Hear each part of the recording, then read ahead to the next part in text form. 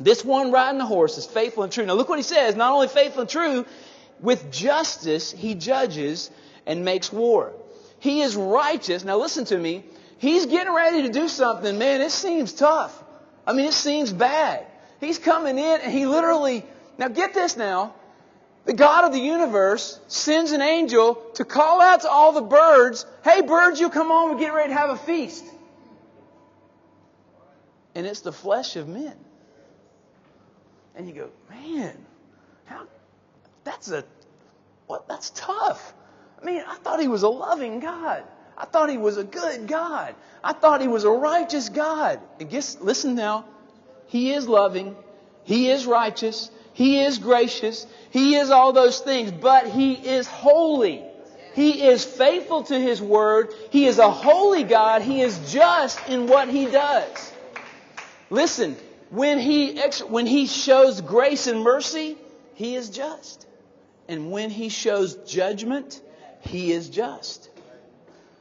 In Genesis 1:1, when He spoke the worlds into existence, He looked and said, it is good. Everything He does is good.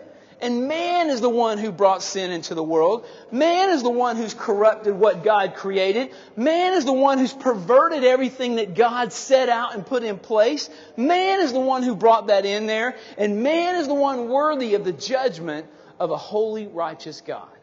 He is just in what He does. He is just in what He shows judicially. He is also just in what He does here militarily. He comes against the enemies of Himself. Now listen to this. This God, this one who rides on the white horse, He knows the schemes of Satan. He knows the tactics of your enemy. He's not deceived. He's not scratching his head wondering what's going to happen next. He doesn't even need an S2 section. He's got it covered. He is the S2 section. He's got it all done. He's the S2. He's the S3. He's got it all. He is the King of Kings and Lord of Lords.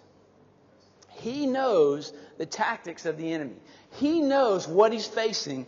He is just and right. And listen to this. When He makes war here, He doesn't make war out of an ambition for another country. He doesn't make war out of a desire to bring in some more into His flock. He's got it all already.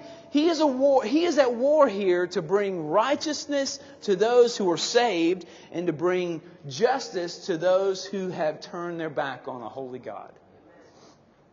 He is just and right when He brings judgment and when He brings war. Now look at what else in this. Now, verse 12. This is great. His eyes are what? His eyes are like a blazing fire.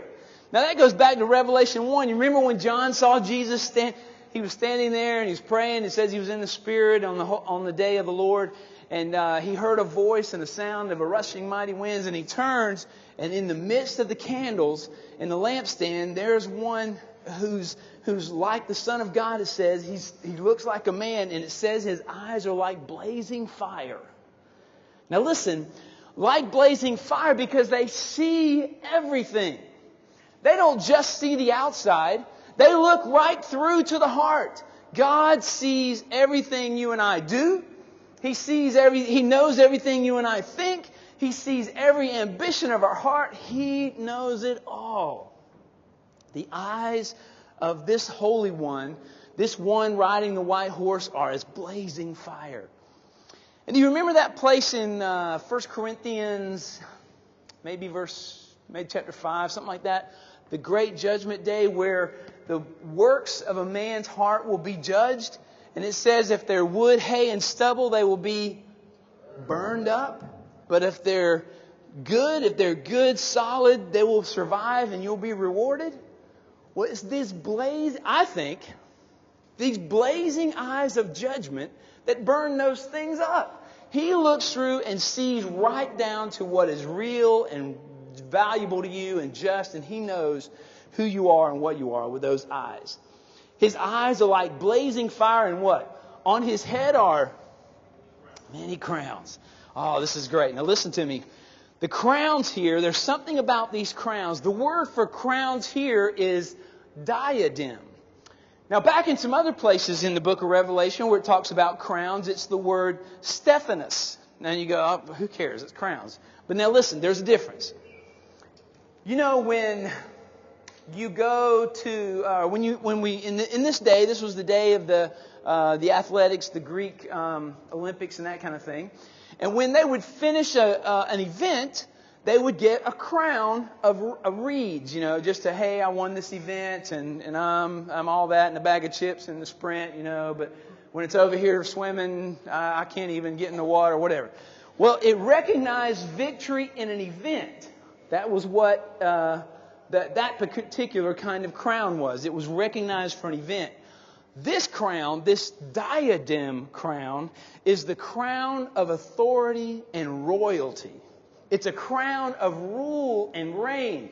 And it reminds me of that place, the hymn that says, bring forth his royal diadem and crown him Lord of all. Bring forth the royal diadem and crown him Lord of all. Crown him Lord. And this is a crown of victory and ultimate authority. Woo! That's good. Now listen. Then he says, not only is he, not only has he got many crowns, he says his name is written on him that no one knows but himself. Now this is kind of odd. When you're going through this, he's talking about justice and righteousness, all that good stuff, truth. And then he gets to a name that no one knows. Here's what the deal is. The Christ that we serve, the God that we serve, is infinite in his wisdom, in his glory, in his honor, in his power. And finite man can't know all the wonders of the God that we serve. His name is so great, so majestic, so glorious, we can't even understand it all. So that's what he means when he says he wears a name that we can't even know. But then he goes on and he says, he himself is dressed in a robe dipped in blood. And again, I told you this is tough stuff. But now here's what the deal is. This reference goes back to Isaiah 63. And I want you to hold your place in Revelation there. And go back to Isaiah 63. And let me read to you what the prophet said. Isaiah 63, verse 1 through 6. Boy, when I read this, I thought, heaven help. Isaiah 63, the prophet Isaiah is talking about the coming day of judgment of the Lord. Isaiah 63, verse 1.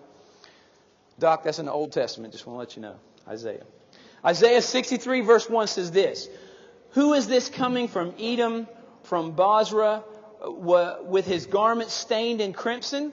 Who is this robed in splendor, striding forward in the greatness of his strength? It is I speaking in righteousness, mighty to save. In verse 2, the prophet says, why are your garments red, like those of one treading the winepress? I mean, remember, if you can imagine having a nice gown on, and the people that would tread the wine in the winepress, they would get in and they would take their shoes off and they would walk around in the winepress. And of course, the stuff would splatter all over the place, and their robes would be covered with the juice from the winepress as they did the job in the winepress. In verse 3, he says, I have trodden the winepress alone, from the nations no one was with me. I trampled them in my anger. I trod them down in my wrath. What does it say? Their blood spattered on my garments, and I stained all my clothing. For the day of vengeance was in my heart, and the year of my redemption has come. Now go back to Revelation 19. He is dressed in a robe dipped in blood. It is spattered with the blood of his enemy. That is another testimony of his victory. The robe that, now, yes, some authors have said that this might also be a depiction of his own blood shed on the cross for the redemption of sin. That's possible. But I think, considering what Isaiah said in 63, and that being a prediction of the coming judgment of God, that this is most probably the blood of his enemies. It shows that he is the victorious one in this fight.